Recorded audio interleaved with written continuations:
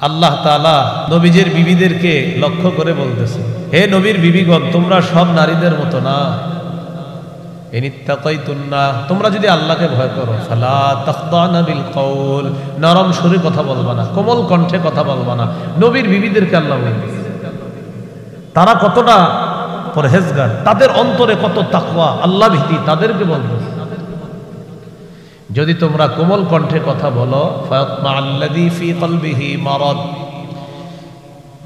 রোগাক্রান্ত যেই সমস্ত পুরুষরা আছে যাদের অন্তরে রোগ আছে তারা আকৃষ্ট হয়ে যেতে পারে। নাউজুবিল্লাহ। যাদের অন্তরে রোগ আছে তারা কোমল কণ্ঠ শুনলে তাদের রোগ বেড়ে যাবে। ওয়াকুলনা কাওলাম মা'রুফা, ন্যায়সঙ্গত কথা বলা যাবে, প্রয়োজনীয় কথা, তবে সেটা কোমল কণ্ঠে না। কিন্তু আপনি দেখবেন এই যুগে নিজের স্ত্রীর সাথে এত সুন্দর করে কথা বলে না। রাস্তায় যদি বলে ভাইজান একটু অমুক জায়গায় যাবো, পারে না, গিয়ে দিয়ে আসবে। তো মা বোনরা যারা আছে তারা পর্দা করাটা, এটা হলো তাদের ইসলাম। তারা ঘরে নামাজ পড়বে, তারা ঘরে অবস্থান করবে, প্রয়োজন ছাড়া ঘর থেকে বের হবে না। তারা মুমিন, ঠিক আছে, তাদের ইসলাম, তারা ঘরে থাকবে, তারা নিজেদেরকে পর্দাবৃত করে রাখবে। এই জন্য রাসূলুল্লাহ সাল্লাল্লাহু আলাইহি সাল্লাম বলেন, আল মারআতু আওরাতুন, সবাই আমার সাথে বলেন, বলেন নারী ঢেকে রাখার জিনিস। নারী কিসের জিনিস? বলেন আমার সাথে, গোপন জিনিস, ঢেকে রাখতে হয়। দামি জিনিস গোপন থাকে। আসমান জমিন সব কিছুর মাঝে, এই জগৎ ওই জগৎ, সব জগতের মাঝে সবচেয়ে দামি কে? আরো জোরে বলেন, আরো জোরে বলেন। আল্লাহকে দেখি, দামি জিনিস গোপন। সবচেয়ে দামি কে? আল্লাহ তাআলা গোপন। হ্যাঁ, জান্নাতি হতে পারলে আল্লাহকে দেখতে পারবে। সুবহানাল্লাহ। আমাদের মা বোনরা হলো দামি সম্পদ, তাদেরকে গোপন রাখতে হবে। রাসূলুল্লাহ সাল্লাল্লাহু আলাইহি সাল্লাম বলেন, আদ-দুনিয়া মাতা ওয়া খায়রু মাতা'id দুনিয়া আল মারআতুস সালিহা। নবী বলেন এই দুনিয়া হলো ভোগের জায়গা, এই দুনিয়ার মধ্যে সর্বশ্রেষ্ঠ সম্পদ হলো একজন নেককার নারী। সুবহানাল্লাহ। বলেন তো দুনিয়ার শ্রেষ্ঠ সম্পদের নাম কি? আবার দুনিয়ার শ্রেষ্ঠ সম্পদের নাম কি? তাহলে শ্রেষ্ঠ সম্পদ, দামি সম্পদটা খোলা রাখতে হবে নাকি ঢেকে রাখতে হবে? সুবহানাল্লাহ, ঢেকে রাখতে হবে। উপস্থিত হযরত উলামায়ে কেরাম, মুসলমান ভাইরা, আল্লাহ তাআলার দরবারে শুকরিয়া আদায় করছি। আল্লাহ আমাদেরকে এই মাহফিলে উপস্থিত হওয়ার তৌফিক দান করেছেন, বলি আলহামদুলিল্লাহ। আমি আপনাদের সামনে সূরাতুল বাকারা থেকে একটি আয়াতে কারিমা তেলাওয়াত করেছি, 208 নম্বর আয়াত। এই আয়াতের আলোচনা আমরা শুনবো ইনশাআল্লাহ।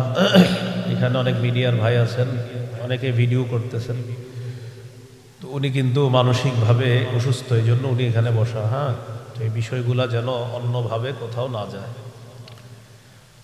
তো যাই হোক, আমি আপনাদের সামনে সূরা বাকারার 208 নম্বর আয়াতে কারিমা তেলাওয়াত করেছি। এই আয়াতে আল্লাহ তাআলা বলেন, হে ঈমানদারগণ, তোমরা পরিপূর্ণরূপে ইসলামে প্রবেশ করো। এই আয়াত আপনাদের সামনে আমি তেলাওয়াত করার কারণ হলো,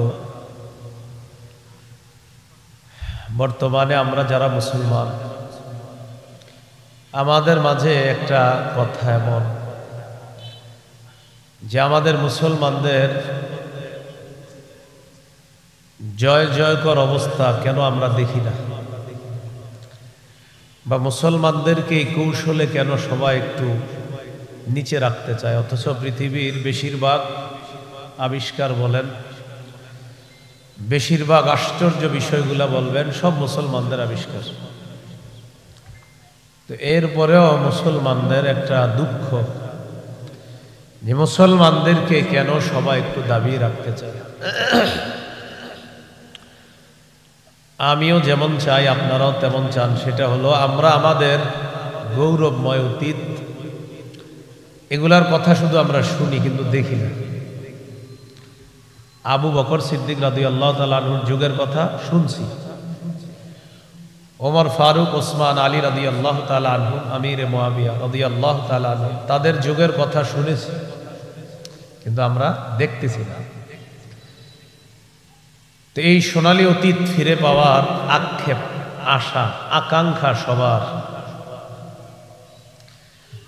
এই আকাঙ্ক্ষা বাস্তবায়নে আমরা কি করতে পারি?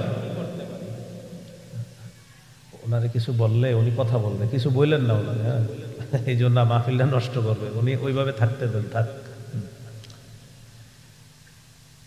তো এই ক্ষেত্রে আমাদের কি করণীয়? আমাদের এই গৌরবময় হারানো ঐতিহ্য ফিরিয়ে আনতে যদি চাই, আমরা কি করতে পারি? এই জন্য আমাদের করণীয় হলো মোটামুটি ভাবে আপাতত 9টা করণীয় আমরা অনুসরণ করতে পারি। কয়টা? 9টা। এই করণীয়গুলো বলা হবে, বলার পর দেখব আসলে আমরা এই করণীয়গুলো পালন করছি কিনা। যদি না করি তাহলে পালন করতে হবে।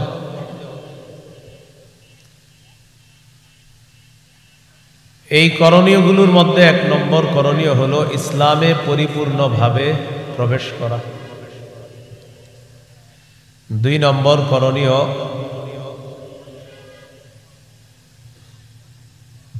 আল্লাহ রাসূল সাল্লাল্লাহু আলাইহি সাল্লামের দেখানো নিয়ম নীতি অনুযায়ী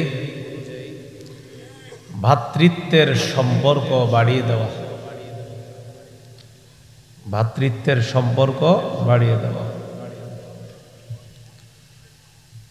3 নম্বর করণীয় হলো পারস্পরিক ঝগড়া বিবাদ কমিয়ে আন্তরিকতা বাড়ানো। 4 নম্বর করণীয় আল্লাহর দ্বীনের সহযোগী হওয়া। 5 নম্বর করণীয় দুনিয়ার বিলাসিতা বর্জন করা। 6 নম্বর করণীয় অধিকার আদায়ের লড়াই অব্যাহত রাখা। 7 নম্বর করণীয় একজন যোগ্য শাসক আল্লাহর কাছ থেকে চাইতে হবে, পাশাপাশি আমাদের চেষ্টা করতে হবে।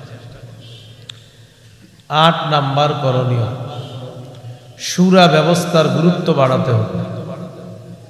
9 নম্বর করণীয় শত্রুকে শত্রু ভাবতে হবে, তাদেরকে বন্ধু ভাবার কোনো সুযোগ নেই। 1 নম্বর করণীয় নারী পুরুষ সবাই পরিপূর্ণভাবে ইসলামে প্রবেশ করতে হবে। নারী পুরুষ আমরা সবাই ইসলামে প্রবেশ করেছি কিনা এটা বোঝার জন্য 5টা আলামত আছে। কয় আলামত? এই 5 আলামত যদি আমার আপনার মাঝে পাওয়া যায় তাহলে বোঝা যাবে আমরা ইসলাম পরিপূর্ণভাবে পালন করতে চাই।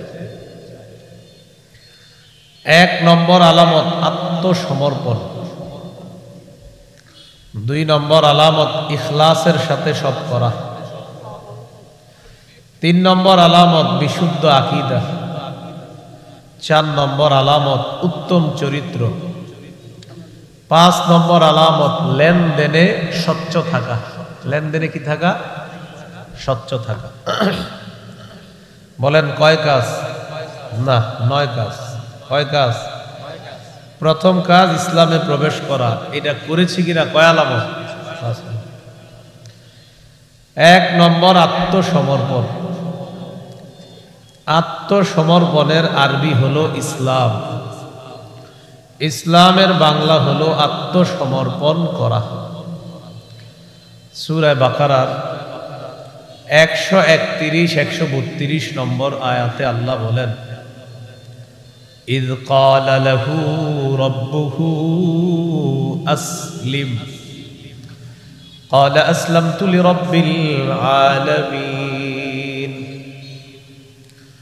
ইব্রাহিম নবীর রব যখন তাকে বললেন আপনি আত্মসমর্পণ করেন, আমার যত হুকুম আছে এগুলার সামনে আপনি মাথা নত করেন, ঝুঁকে যান, সব মেনে নেন, সারেন্ডার করেন আমি আল্লাহর কাছে। ইব্রাহিম নবী জবাব দিলেন, ক্বালা আসলামতু লিরাব্বিল আলামিন, আমি বিশ্বজগতের রব আল্লাহর কাছে আত্মসমর্পণ করলাম। পরের আয়াতে আল্লাহ বলেন ওয়াসাা বিহা ইব্রাহিমু বানিহি ওয়া ইয়াকুব, ইব্রাহিম নবী এবং ইয়াকুব নবী তার সন্তানদেরকে ওসিয়ত করেছেন, ইয়া বানিয়া ইন্নাল্লাহা আসতাফা লাকুমুদ-দীন ফালা তামুতুন্না ইল্লা ওয়া আনতুম মুসলিমুন। হে প্রিয় সন্তান, আল্লাহ তাআলা তোমাদের জন্য দ্বীনকে নির্বাচন করেছেন, এই দ্বীনের নাম হলো ইসলাম। ফালা তামুতুন্না ইল্লা ওয়া আনতুম মুসলিমুন, তোমরা মুসলমান না হয়ে মরবা না, আত্মসমর্পণকারী না হয়ে মরবা না। আমাদের মাঝে অনেক মুমিন আছে, কিন্তু মুমিন হওয়ার পাশাপাশি মুসলিমও হতে হবে। মুমিন আপনার ঈমান আছে, ইসলাম আপনি অঙ্গ প্রত্যঙ্গের মাধ্যমে এটা বাস্তবায়ন করেছেন কিনা, এটা ইসলাম। ইসলাম দেখা যাবে, ঈমান ভিতরে আছে, ইসলাম দেখা যাবে। নারী পুরুষ 5 ওয়াক্ত নামাজ পড়েছেন কিনা, এটা আপনার মাঝে দেখা যাবে, এটা ইসলাম, এটা মুসলমানের পরিচয়। নারীরা পর্দা রক্ষা করে চলেছেন কিনা, এটা আপনার মাঝে দেখা যাবে। নারী মুমিন, আপনি মুমিন, মা বোন আপনি, আচ্ছা আপনি কি মুমিন? জি আমি মুমিন। কোথায় আপনি পর্দা করেন নাই কেন? ঈমান এটা আমরা দেখি না, এটা আছে, ভিতরে আছে, তিনি বিশ্বাস করে আল্লাহকে। কিন্তু তিনি যদি মুসলিম নারী হয় তো তিনি পর্দা করবেন, তিনি রাস্তায় জাহিলি যুগের মতো বের হবেন। আল্লাহ তাআলা বলেন ওয়াকারনা ফি বুয়ুতিকুন্না ওয়ালা তাবাররাজনা তাবাররুজাল জাহিলিয়াতিল উলা। নবী আপনার স্ত্রীদেরকে বলেন, নারীদেরকে বলেন তাদের মাধ্যমে তোমরা ঘরে অবস্থান করো। ওয়ালা তাবাররাজনা তাবাররুজাল জাহিলিয়াতিল উলা, জাহিলি যুগের নারীদের মতো তোমরা রাস্তায় বের হবে না। জাহিলি যুগের নারীরা এমন পোশাক পরত, রাস্তায় যখন হাঁটতো তাদের পোশাকের 2 পাশ ফাড়া থাকতো, নাউজুবিল্লাহ। অর্ধনগ্ন হয়ে তারা চলাফেরা করত। বলেন মুসলিম নামধারী যিনি নিজেকে দাবি করে আমি মুমিন, আমি আল্লাহকে বিশ্বাস করি, এমন আল্লাহকে বিশ্বাস করে নারী, এই জাতীয় নারী অর্ধাউলঙ্গ হয়ে আমাদের বাংলাদেশেও চলাফেরা করার দৃষ্টান্ত আছে না নাই? তাহলে মুমিন হলো, আল্লাহরে বিশ্বাস করে। তো ইসলাম তো দেখা যাচ্ছে না। ওয়া আকিমনাস সালাহ, তোমরা নামাজ কায়েম করবা, নারীদেরকে বলছে। আয়াত দ্বারা বোঝা যায় নারীদের নামাজের শ্রেষ্ঠ জায়গা ঘর। ওয়া আতিনাজ যাকাত, যাকাত আদায় করবা। প্রথমে হুকুমে বলছে ঘরে থাকবা, পরে বলছে নামাজ কায়েম করবা। এখান থেকে বোঝা যায় নারীদের নামাজের শ্রেষ্ঠ জায়গা ঘর, কারণ আগেই তো বলছে আল্লাহ ঘরে থাকবা। এই জন্য রাসূলুল্লাহ সাল্লাল্লাহু আলাইহি সাল্লাম বলেছেন, নারীদেরকে বলেছেন তোমাদের নামাজের শ্রেষ্ঠ জায়গা হলো তোমাদের ঘর, তোমাদের বাসস্থান। তাহলে নারীদেরকে ঘরে থাকতে বলছে আল্লাহ তাআলা। সাহাবায়ে কেরাম মাঝে মাঝে প্রয়োজনে আম্মা জানদের কাছে যাইতেন, বিভিন্ন প্রয়োজন গিয়ে বলতেন আম্মাজান নবী আমাদেরকে পাঠাইছে এটা দেওয়ার জন্য, ওটা দেওয়ার জন্য। তা আল্লাহ তাআলা বলেন ওয়া ইযা সাআলতুমুহুন্না মাতাআন ফাসআলুহুন্না মিন ওয়ারাই হিজাব, যখন তোমরা নবীর বিবিদের কাছে কিছু চাইবা পর্দার আড়াল থেকে চাইবা। এখন আপনারা আমার সাথে বলেন তো পর্দার আড়াল থেকে কিভাবে চাবে? মানে আম্মা জানরা পর্দার ভিতরে আছে আর মুখটা বাইরে রাখে, এরকম? হ্যাঁ, তো আল্লাহ তাআলা বললেন চাইলে পর্দার আড়াল থেকে চাইবে। আমাদের অনেকে বলতে চায় যে নারীদের মুখ পর্দার অন্তর্ভুক্ত না, তো আল্লাহ বললেন নারীদের কাছে কিছু চাইবা পর্দার আড়াল থেকে চাইবা। তো আপনাদের কি মনে হয় সাহাবায়ে কেরাম গিয়ে চাইছে আর আম্মা জানরা মুখ বের করছে আর শরীরটা ভিতরে রাখছে এমন? তো আল্লাহ তাআলা বলেছেন পর্দার আড়াল থেকে চাইবা। যালিকুম আতহারু লিকুলুবিকুম ওয়া কুলুবিহিন্না। আল্লাহ তাআলা বলেন এটা তোমাদের এবং তাদের অন্তরের জন্য পবিত্রতার কারণ। সুবহানাল্লাহ। পর্দার আড়াল থেকে চাওয়া এটা পবিত্রতা তোমাদের অন্তরেরও তাদের অন্তরেরও। আল্লাহ তাআলা নবীজের বিবিদেরকে লক্ষ্য করে বলতেছে, ইয়া নিসা আন-নবী লাস্তুন্না কাআহাদিম মিনান নিসা ইন ইত্তাকাইতুন্না ফালা তাখদা'না বিল কওলি ফায়াতমা'আল্লাযী ফী কলবিহি মারাদু ওয়া কুলনা কাওলাম মা'রুফা। হে নবীর বিবিগণ, তোমরা সব নারীদের মতো না। ইন ইত্তাকাইতুন্না, তোমরা যদি আল্লাহকে ভয় করো, ফালা তাখদা'না বিল কওল, নরম সুরে কথা বলবা না, কোমল কণ্ঠে কথা বলবা না। নবীর বিবিদেরকে আল্লাহ বলছেন তারা কতটা পরহেজগার, তাদের অন্তরে কত তাকওয়া, আল্লাহ ভীতি, তাদেরকে বলবো যদি তোমরা কোমল কণ্ঠে কথা বলো, ফায়াতমা'আল্লাযী ফী কলবিহি মারাদ, রোগাক্রান্ত যেই সমস্ত পুরুষরা আছে যাদের অন্তরে রোগ আছে তারা আকৃষ্ট হয়ে যেতে পারে। নাউজুবিল্লাহ। যাদের অন্তরে রোগ আছে তারা কোমল কণ্ঠ শুনলে তাদের রোগ বেড়ে যাবে। ওয়াকুলনা কাওলাম মা'রুফা, ন্যায়সঙ্গত কথা বলা যাবে, প্রয়োজনীয় কথা, তবে সেটা কোমল কণ্ঠে না। কিন্তু আপনি দেখবেন এই যুগে নিজের স্ত্রীর সাথে এত সুন্দর করে কথা বলে না। রাস্তায় যদি বলে ভাইজান একটু অমুক জায়গায় যাবে, পারে না, গিয়ে দিয়ে আসবে। তো মা বোনরা যারা আছে তারা পর্দা করাটা এটা হলো তাদের ইসলাম। তারা ঘরে নামাজ পড়বে, তারা ঘরে অবস্থান করবে, প্রয়োজন ছাড়া ঘর থেকে বের হবে না। তারা মুমিন ঠিক আছে, তাদের ইসলাম, তারা ঘরে থাকবে, তারা নিজেদেরকে পর্দাবৃত করে রাখবে। এই জন্য রাসূলুল্লাহ সাল্লাল্লাহু আলাইহি সাল্লাম বলেন, আল মারআতু আওরাতুন। সবাই আমার সাথে বলেন, বলেন নারী ঢেকে রাখার জিনিস। নারী কিসের জিনিস? বলেন আমার সাথে, গোপন জিনিস, ঢেকে রাখতে হয়। দামি জিনিস গোপন থাকে। আসমান জমিন সব কিছুর মাঝে, এই জগৎ ওই জগৎ, সব জগতের মাঝে সবচেয়ে দামি কে? আরো জোরে বলেন, আরো জোরে বলেন। আল্লাহকে দেখি, দামি জিনিস গোপন। সবচেয়ে দামি কে? আল্লাহ তাআলা গোপন। হ্যাঁ, জান্নাতি হতে পারলে আল্লাহকে দেখতে পারবে। সুবহানাল্লাহ। আমাদের মা বোনরা হলো দামি সম্পদ, তাদেরকে গোপন রাখতে হবে।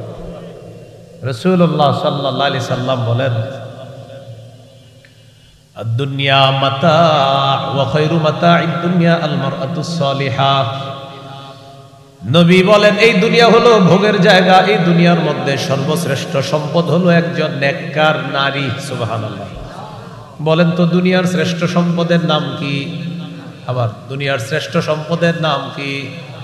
তাহলে শ্রেষ্ঠ সম্পদ, দামি সম্পদটা খোলা রাখতে হবে নাকি ঢেকে রাখতে হবে? সুবহানাল্লাহ, ঢেকে রাখতে হবে।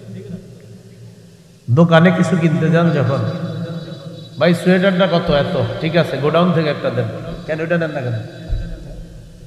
এই সোয়েটারটা কত? এত। গোডাউন থেকে একটা দেন। তো এটা নেন, তবে দামিটা ভিতরে আছে। যেটা আপনার ইনটেক সুন্দর ওইটা ভিতরে রেখে দিচ্ছে, ওইটা স্যাম্পল রাখছে। তা ওইটা খালি আপনি দেখলেন, দেখার পরে বললেন না এটা নিব না। যেটা সুন্দর মতো গোডাউনে রাখছেন ওইটা নিব। আল্লাহ আমাদেরকে বুঝার তৌফিক দান করেন। তাহলে আমাদের গুরুর যারা আছে, আমাদের ইসলাম, আমরা বাহিরে চলাফেরা করতে হয়। আমরা নামাজের সময় হবে তো মসজিদে নামাজ পড়বো, মুসলমানের পরিচয় হবে এটা যে মুসলমান। নামাজের সময় হয়ে গেছে, নামাজে ঢুকে গেছে, এটি তো মুসলমান। মুসলমান বাজার নিয়ে বাসায় যাইতেছে, ইতিমধ্যে মাগরিবের সময় হয়ে গেছে, বাস মুসলমান সে মসজিদে যাবে, নামাজ পড়বে, এটাই তো মুসলমান। আমরা ওয়াজে আসতেছি, আপনাদের ওই কি জানি মিঠা এর একটু আগে একটা মসজিদ, ওখানে মাগরিবের সময় হয়েছে, এখন এটা বয়ান। কেন আপনারা বলেন এটা দাম বেশি না মাগরিবের দাম বেশি? কোনো সন্দেহ নেই, বাস আগে নামাজ পড়ে।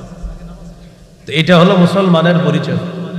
মুসলমানের পরিচয়, মুসলমানের উপর আল্লাহর হুকুম আসবে, মুসলমান পালন করবে। এটা মুসলমানের ইসলাম। হাসে মুমিন, কিন্তু তোমার ইসলাম এটা দেখা যেতে হবে, এটা প্রকাশ পাবে তোমার মধ্যে। এটাই হলো আপনার 1 নম্বর আত্মসমর্পণ। মনে আসেনি কয় কাজ? 9 কাজ। কয় কাজ? 1 নম্বর ইসলামে পরিপূর্ণ প্রবেশ করা। করেছি কিনা? কয় আলামত? 1 নম্বর আত্মসমর্পণ। আত্মসমর্পণ করেছি কিনা? 1 তো আমার ভিতরে ঈমান আছে, 2 আমার রব যত হুকুম করেছে এই হুকুমের সামনে আমি সারান্ডার করলাম কিনা সময় মতো, এটা হলো আত্মসমর্পণ। এই হুকুমের সামনে পুরুষও আত্মসমর্পণ করবে, নারীরাও আত্মসমর্পণ করবে। আল্লাহ তাআলা কথাগুলা বুঝার তৌফিক দান করেন।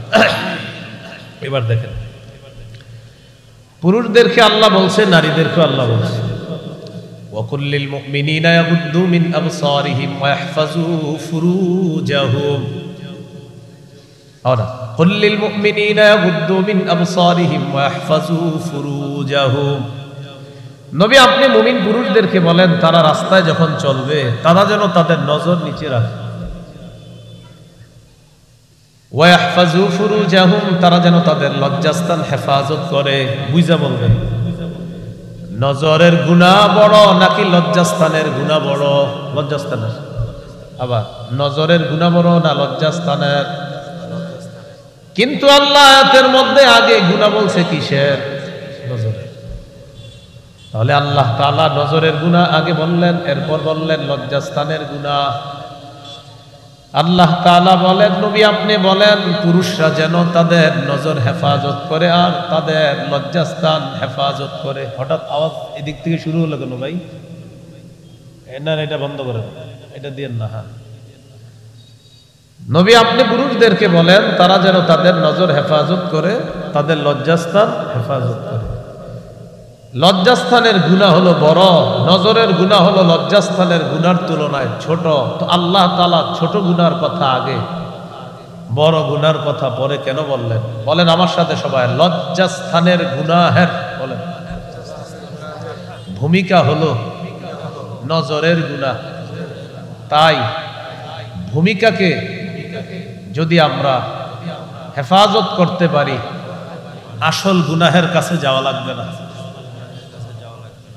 লজ্জাস্থানের গুনাহের ভূমিকা কোনটা? নজর।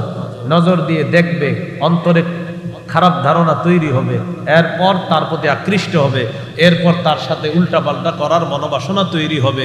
তাই নজরের গুনাহ এটা হলো ভূমিকা লজ্জাস্থানের গুনাহের। এই জন্য আল্লাহ বলেন আগে ভূমিকাটা দমন করো, পরের গুলার সমস্যা হবে না।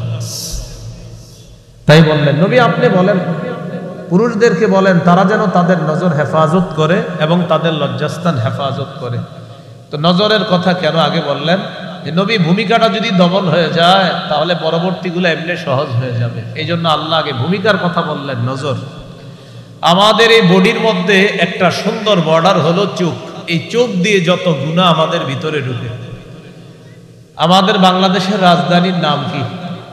ঢাকা। ঢাকাটা সংরক্ষণ করতে হয়, এই জন্য বর্ডার গার্ড খুব মজবুত করা লাগে, যেন বিদেশি কোনো শত্রুর অনুপ্রবেশ করতে না পারে। ঢাকার হেফাজতের জন্য পুরা বাংলাদেশের চারপাশটাকে নিয়ন্ত্রণ করা লাগে। মানুষের এই মানব দেহটা পুরাটা শরীরটা হলো একটা দেশ। বলেন পুরা শরীরটা কি একটা দেশ? এই দেশের রাজধানী হলো কলব। এই কলব নামক রাজধানী, এটার অঙ্গরাজ্য হলো হাত পা। তাহলে আমাদের এই দেহ নামক দেশের রাজধানী কি বলেন তো? কলব। আচ্ছা, এই কলব নামক রাজধানীর নিরাপত্তার জন্য এক একটা অঙ্গরাজ্যকে হেফাজত করতে হবে। হাত একটা অঙ্গরাজ্য, পা একটা অঙ্গরাজ্য, চোখ হলো এই রাজধানীর মধ্যে কোনো ঝামেলা ঢুকার বর্ডার। এই বর্ডারকে যদি হেফাজত করতে পারি, কলব নামক রাজধানীর মধ্যে কোনো ঝামেলা ঢুকবে না। আর কলব নামক রাজধানীতে যদি ঝামেলা না ঢুকে, কলব থাকবে সাফ পরিষ্কার। এই সাফ পরিষ্কার কলবের মধ্যে আল্লাহর নূর আল্লাহ তৈরি করে দিবেন। তাহলে দেহ এটা হলো দেশ, এটা রাজধানী কলব। এই কলব নামক রাজধানীর মধ্যে শত্রু ঢুকবে না। এই দেহ নামক দেশের একটা বর্ডার আছে, বর্ডার নিয়ন্ত্রণ করতে হবে। এই বর্ডারের নাম হলো চোখ। এই চোখ নামক বর্ডার দিয়ে কোনো ঝামেলা যদি না ঢুকে, তাহলে কলব থাকবে পরিষ্কার। আর কলব যখন পরিষ্কার থাকবে, তখন এই কলবের মধ্যে আল্লাহ তাআলা কোরআন হাদিসের নূর তৈরি করে দিবেন। ভাইয়ারা কথাগুলা কি বুঝে আসছে? আল্লাহ আমাদেরকে এই কথাগুলা গুরুত্ব সহকারে অনুধাবন করার তৌফিক দান করেন। কয় কাজ? 9 কাজ। প্রথম কাজ ইসলামে পরিপূর্ণ প্রবেশ করা। করেছি কিনা? কয় আলামত? 1 নম্বর আত্মসমর্পণ। আত্মসমর্পণ পুরুষের হবে, নারীরও হবে। নারীর আত্মসমর্পণ হলো ঘরের মধ্যে তিনি নিজেকে আটকিয়ে রাখবে, অবস্থান করবে, তিনি নিজেকে পর্দার মধ্যে রাখবে। পুরুষের আত্মসমর্পণ হলো তিনি রাস্তায় চলবে, ঘরে বাইরে থাকবে, তিনি বাজারে থাকবে, আল্লাহর হুকুম আসা মাত্রই রবের হুকুমের সামনে সারান্ডার করবে। এটা হলো পুরুষের ইসলাম। আল্লাহ আমাদেরকে এইভাবে রবের প্রত্যেকটা আদেশ নিষেধের সামনে নিজেদের মাথাটা ঝুঁকায় রাখার তৌফিক দান।